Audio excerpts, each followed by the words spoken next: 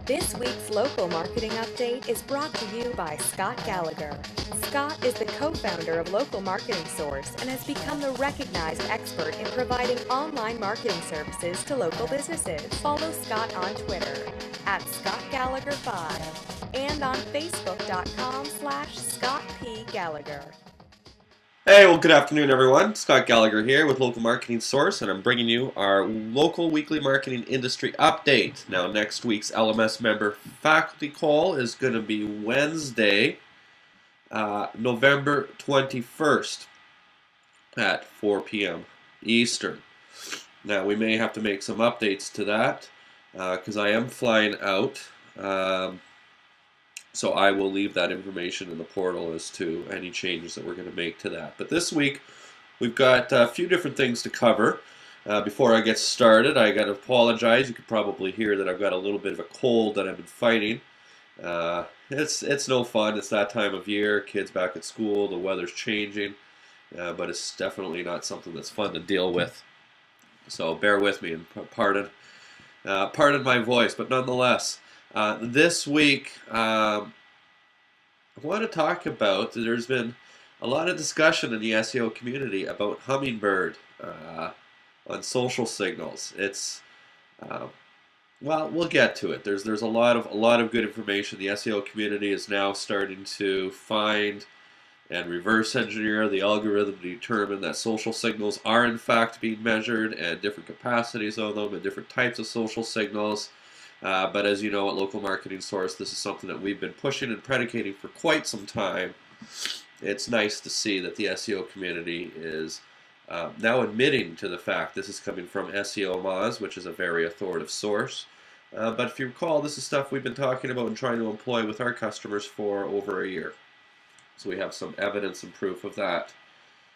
Google is also offering some site reviews for local business owners. So if you happen to own a local business, go check it out. It's going to be November 18th. Just do a Google search. Well, I'll give you some details in a little bit, but just do a Google search for Google offering online site reviews. Profile photos and how does Google show them in the SERPs? We're going to take a look at some details of the algorithm for that and how you can manipulate a little bit of that photo that does show up in the authorship field for your SERPs.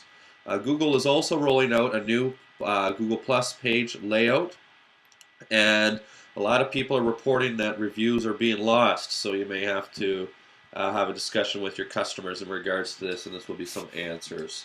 And finally, Yelp has released some additional data comparing them on par with Google, so we'll take a look at that, what that has to say. So profile photos, it's an algorithm, and it's not like you can just go and say to Google, show this. And what I'm talking about is when you do a Google search, you're starting to see little photos show up in the search engine results pages. Typically you're going to see a business photo, or even in the local carousel that we're talking about, those types of photos. So both authorship and carousel photos. The authorship photos are the ones that show up on the results. Typically you'll see faces and whatnot. And the carousel photos are the ones for local searches that are up at the top that you can scroll left to right, especially if you have a touch screen. So the first thing is, in your profiles you do have the ability to set your #1 photo and tell Google that you would like that to be your profile photo. Google will choose that if it doesn't like your profile photo. And what are certain things it doesn't like about profile photos are logos. Within their algorithm, they're able to determine whether or not that's a suitable photo. For businesses, they tend to like outside photos, outside of the building. And you can control this type of stuff. So make sure you've got good solid pictures of the outside of your office if you have clients that come to it. Built into their algorithm, we don't know a heck of a lot about exactly all the different pixelation that they're looking at and whatnot, but we do know that it is algorithmic. And Google, where are my notes here? So Google #1 first is going to choose the photo that you've made a suggestion, and your profile photo, and then any other photos it determines that are relevant. So me working at home here, I got my cats with me. I should have closed my office door, but you can see my little boy Batman here. Excuse me. Gosh, this cold is no fun. So Google has rolled out some new, they've been making a lot of different changes to all their Google Plus pages. They do have a new layout that has come out. It's not some major changes. But the biggest change is that you can choose the layout of 1, 2, or 3 column views. So depending on the types of information you want to show and the relevancy of the information, you can arrange it within your Google Plus page differently. But what's more importantly is a lot of the reviews are lost. I did some research on this. It doesn't. We don't know if this is an algorithm update. That they're adding more authority or adjusting the authority of certain reviews, or if this is a temporary change. So we will get back to you on that. But it's very likely that it's an algorithmic change as the review counts start to go up. Google doesn't want to show 600 reviews for a business. It's just not relevant. They're trying to figure out what is the best number of reviews and which reviews have the greatest relevancy to them. Remember the tips. When you're working with your clients or you're working with your business, go out and figure out who your top clients are or who your clients' top clients are, and the ones that have the bigger web presence. So the happy customers that have big web presence are the ones that you really, really, really want to leave a review. They're probably happy with your service. There's ways that you can discuss that with them or discuss that with your clients' clients. To get those individuals to leave reviews. That's going to give you the biggest impact. So on November 18th, Google is offering site reviews, okay? Basically a team of Google individuals. It's only a 1-hour session. You go and submit your site to Google, and they'll go and take a look at your website. I don't expect that to have a lot of information, but it'd be nice to get some information directly from Google. I am going to listen to the whole thing. You probably should too, and watch through it and study what the things are that Google is giving advice on, because those are going to be items that do impact the algorithm and, of course, rankings. So Yelp has come out and said that they are second only to Google in local data quality. That's Yelp's business. They've been around for a long time. They very well should be second to Google. Google's just got the exposure and the revenue and to be able to get that out. But Yelp goes on to say that a lot of their data is better because they have a lot of hand-verified businesses. And they also feel that their review algorithm is stronger and better than Google. In other words, you're getting greater relevancy on Yelp than you are on Google.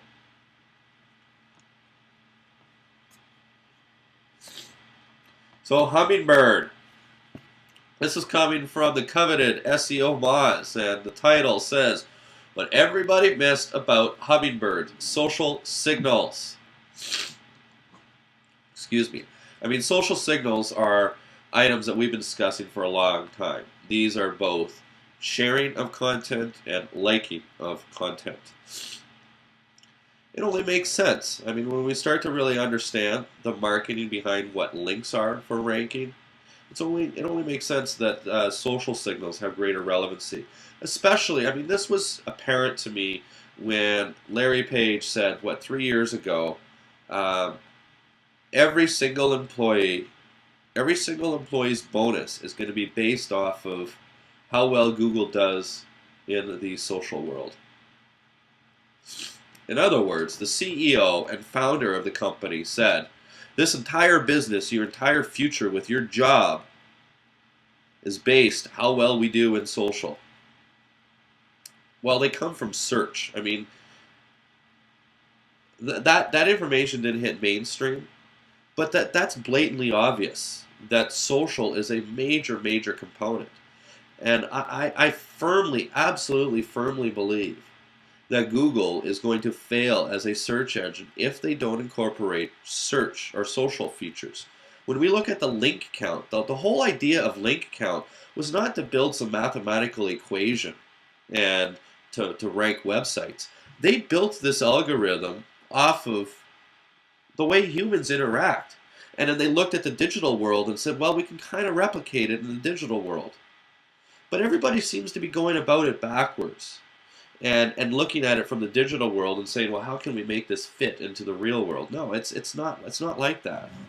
So social is just that, it's the next evolution of links. I mean, links were a way to mimic what social can provide. And social is real, accurate data.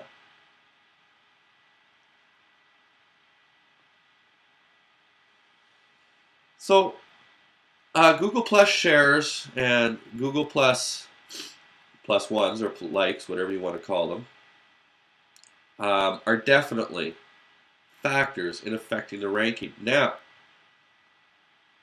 it's not that big of a deal at this point in time. And as Google collects more and more data on the social paradigm and their knowledge graph, then you're going to see more and more weight on this. Where's this going to be in 2 years from now?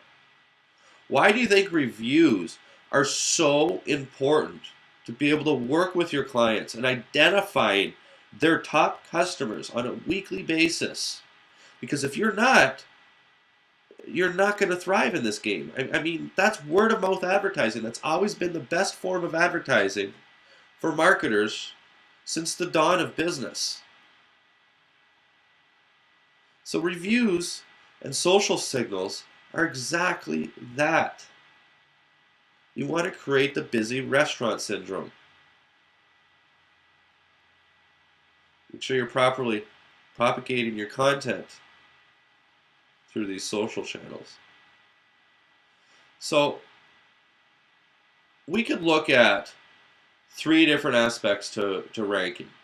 You know, whether it's links or citations, clicking a +1 button, and content sharing. Well, clicking a +1 button is going to give you a low commitment, where sharing content is moderate, and of course links and citations are high. But keep in mind that this is going to change, and you will be ahead of the game. Mark my words, you will be ahead of the game if you're taking that major effort right now with your clients if you're a marketing agency.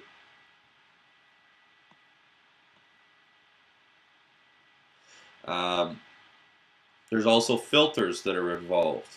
And a lot of these filters follow the same best practices as filters for reviews, such as the authority, the social signal within their network. And that applies for both links and shares. We see a lot of different filters for links. Now the last one, which is interesting, is comments. Comments are kind of like reviews, aren't they? And yeah, they're going to be filtered. So follow a lot of those same best practices. But that's going to be comments on content. And so that's why if you're creating an infographic and you post it on one of your clients' blogs, make sure you properly propagate that content regularly. And encourage comments on that content. When you create a video, send it out to your best viewers first, or your client's best viewers on their email list, and then go and post it 24 hours later. Why? Because you're going to get a high view count in the first 24 hours, which we know is very relevant for ranking videos. It signifies the life of the video. And number 2, you want to create, and what's the terminology for that?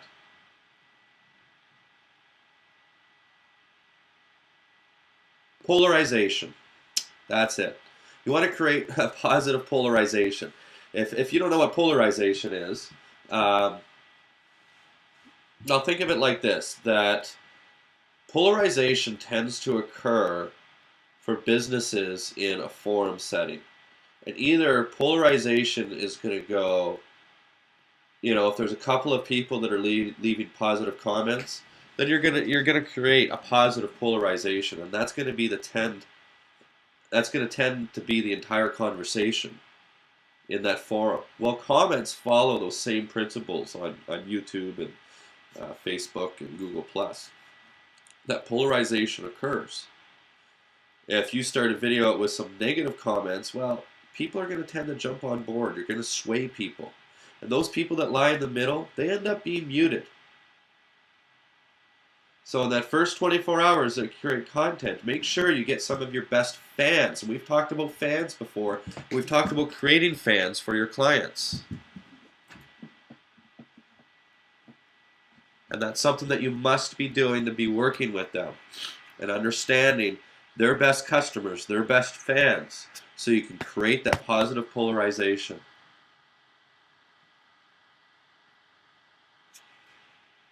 That, in the end, I mean, these are the things, these are the items that are going to get you to the top and continue to keep you there. All we are doing is looking at what Google is trying to replicate, and that's human nature. That's relationships, folks.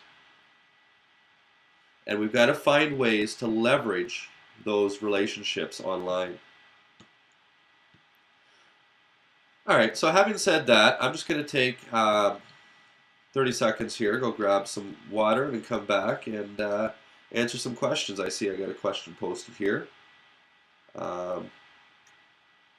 Thanks, I'll be right back.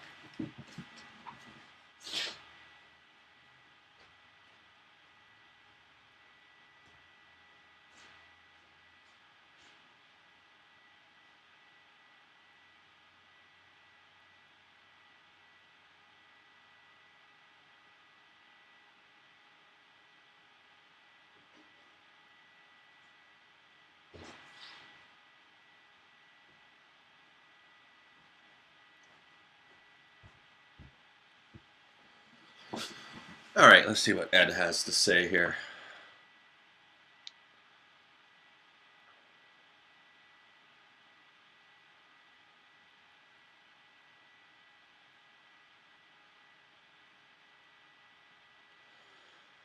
That's a pretty good question, Ed.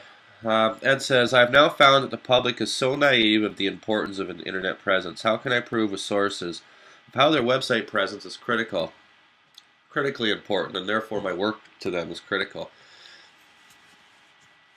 2 more years, Ed. It's going to be, it's going to be 10 years that I've been selling SEO to small businesses. I can remember back in 2005, the challenge that I had to overcome and the money that was being invested into going to different trade shows. And I was a younger snapper than I am now, and maybe a little bit more energetic. But it was a tough sale. And so this is a challenge that I've been dealing with for 8 years. I understand the concern, and it blows my mind that in 2013, they just don't see it. The value of being at number 1 and number 2, and we can get them there. It's just this is the hardest part of our job, of our business, is convincing them that our work is very, very important. Now, of course, you've got a little bit of a biased opinion, but you're much more educated. And when we go through a sales process, let's take a few steps back here. And when we go through a sale process, it doesn't matter which business-to-business sales book we pick up these days, there's a solution selling approach or a consultative sale approach, whatever you want to label it. And the concepts is that we're just not there to talk about ourselves. We ask a lot of different questions. I've talked about a questioning technique called SPIN, where you ask situation questions and problem questions and implication and need payoff types of questions. Well, with that, ultimately, we know that some of the problems is that they're not going to have exposure. They're not getting enough business. They're not getting enough phone calls. And we want to mold that, we want to mold that problem to be a little bit bigger to the prospect in their eyes, and then of course provide our solution that, hey, we can help here. Well, there's a few statistics that are very important that you should always have in your back pocket, even if you want to show the credibility for that. But the fact of the matter is we know, and your first job is to demonstrate that, hey, there are people on the internet looking for your service, Mr. Prospect. Not everybody. We know that. But there are people. And if you can get them to agree to that statement, then you're further ahead. So that's your first objective, is to get them to agree to the fact that there are people. Even if you have them agree that half the people, I mean, chances are, for most local businesses today, 8 out of 10 people are utilizing their mobile device or a computer to find a local business as opposed to the yellow pages. Some businesses you can't help, like a physician. They're referral based. They've got existing relationships. They're not getting new business. They're not getting new walk-ins. The whole psychiatrist and psychology industry as well. A lot of that.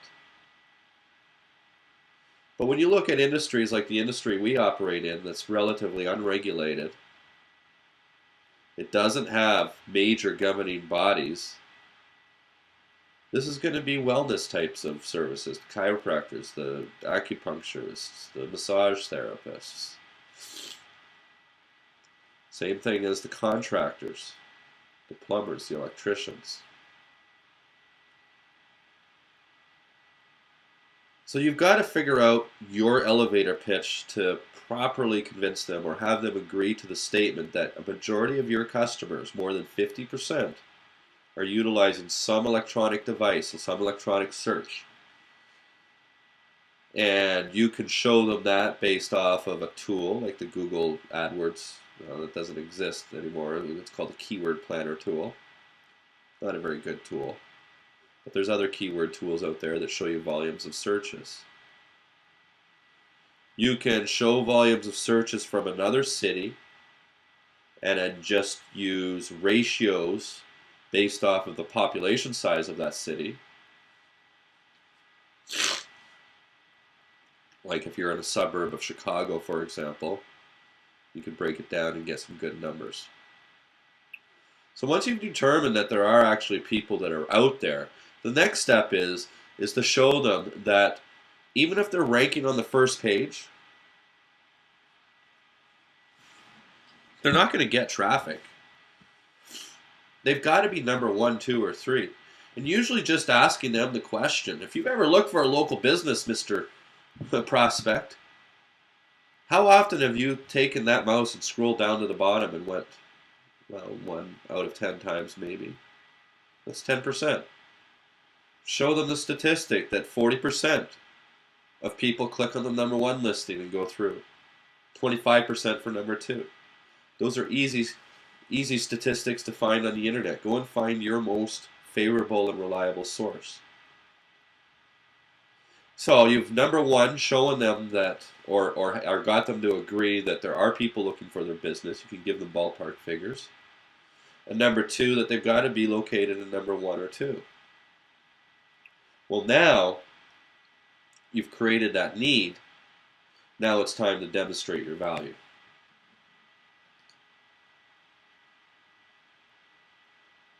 Volume of searches from what tools? All right, I always used to use the Google Keyword tool, but it's now Google Keyword Planner. And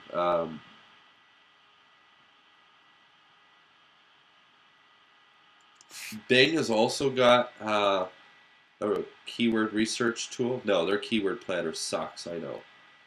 I haven't used Bing's in a little while, but it used to be very good and provide some good data.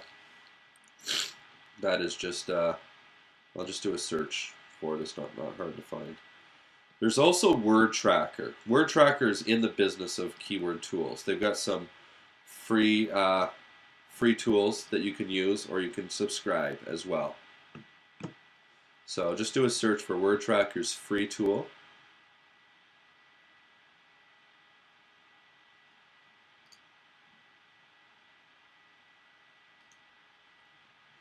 and give that a shot. Trillion had one as well. I'm not familiar. And then check out. You could also check out SEO Moz's tool.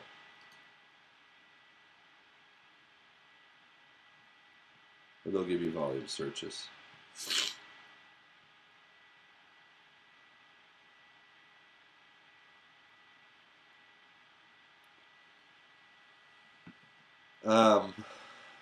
I do remember I've played around and I've used YouTube's keyword tool.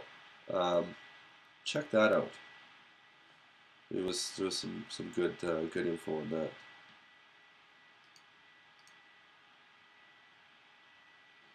Keyword Elite. What is that?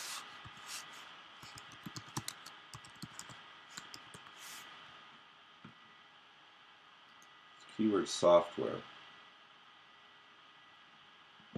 Oh. This is just a scraper.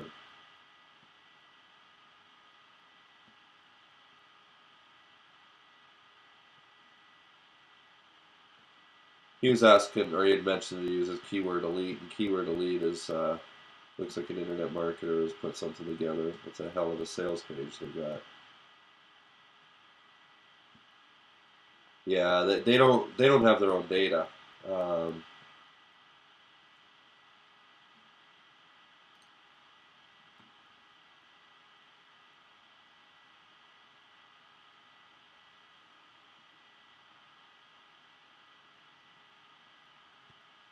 But it's a data scraper.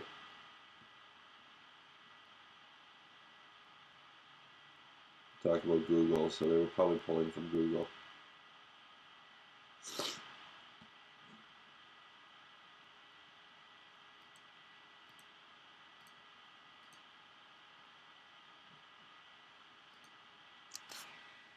Do I have any more questions on the line, guys? And I hope that helps, Ed.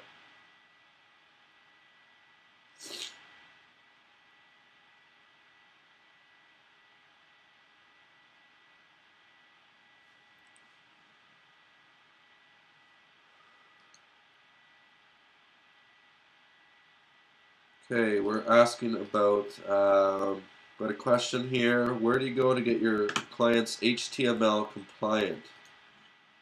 Let me share my screen.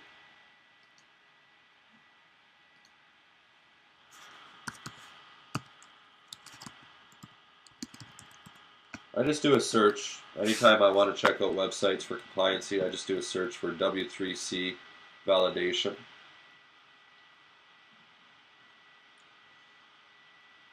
W3C stands for World Wide Web Consortium. It's a consortium of a bunch of businesses that have come together to create standards for HTML5. So when you do your search, W3C Validation, it brings you here. And you can just validate a website. And it will tell you what's wrong with it, and this is a tool to measure your current sites and whatnot. Now you see CNN even. What you're going to get is with this site here, you're going to get errors and warnings, alright? The errors you actually want to fix. It's kind of amazing that CNN's got so many errors. Let's check this one out. What is healthcare? Healthcare.gov.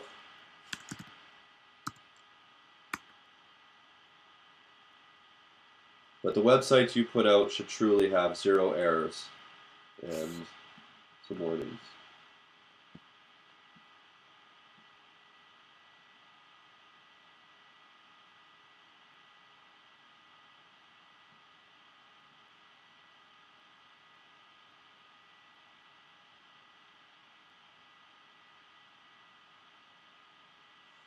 Yeah, it doesn't surprise me, eh?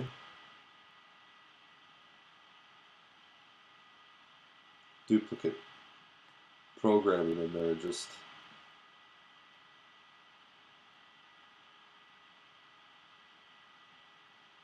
awesome.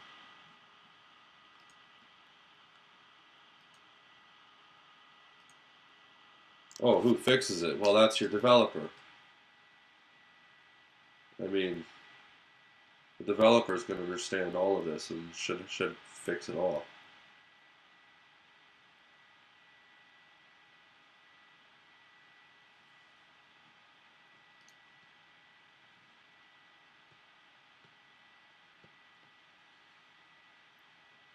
I try with my development team that I don't want websites to go out if they're not validating. I mean, that just puts pressure onto the developers.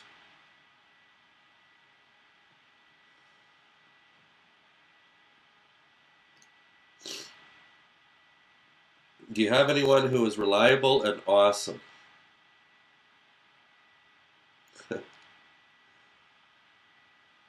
um,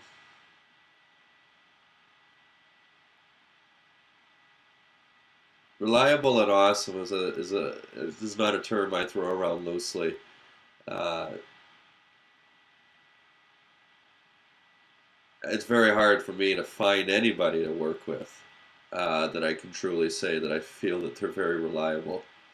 Maybe my standards are a little bit too high. I don't know, um, but that's a tough one.